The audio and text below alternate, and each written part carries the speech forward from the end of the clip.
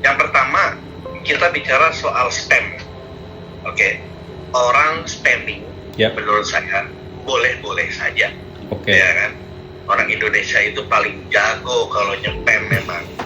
Ya, Microsoft saja sampai tutup komen ngurusin orang Indonesia itu gara-gara waktu itu dibilang kan hasilnya researchnya netizen Indonesia itu kurang sopan, ya kan? Langsung lah tuh spam tutup komen dia. Nah, pertanyaannya adalah apakah ini termasuk pelanggaran etika?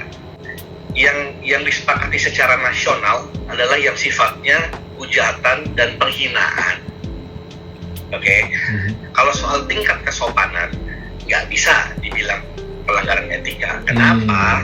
Karena cara menjawab seseorang dari kultur yang berbeda pasti akan berbeda. Sorry tadi ya sebelumnya ada lost connection.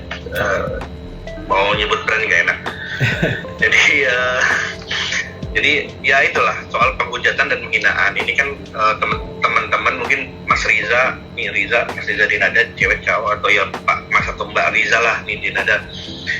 Maksudnya mungkin bicara soal digital ethics kan. Ini kita bicara soal kebebasan berpendapat gitu. Nah, kemarin saya sempat berbicara soal kebebasan pendapat. Bahwasanya kebebasan pendapat itu adalah ilusi sebetulnya. Jadi tidak ada yang benar-benar bebas. Jadi kita jangan terlalu sering ngelihat film-film di Amerika. Kalau misalnya kok di sana tuh bisa kayak gitu menghina presiden sampai kayak begitu. Mereka tahu aturannya.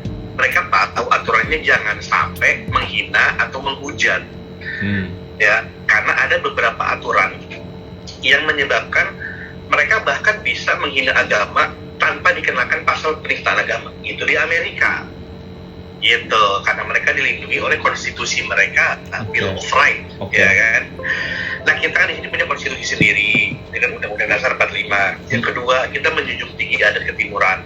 Oleh karena itu dibuatlah sebuah aturan. Aturan itu pasti ada kurang, ada plus, ada minusnya lah ya. Kalau kita bicara UU ITE, itu akan panjang kalau kita bicara soal UU ITE. Tapi yang jelas bagaimana untuk supaya aman, ya kita harus sopan sebenarnya, dan bukan cuma sopan ya. Kalau tadi saya bilang sopan itu relatif ya kan, tapi yang jelas tidak menghina dan tidak menghujat gitu.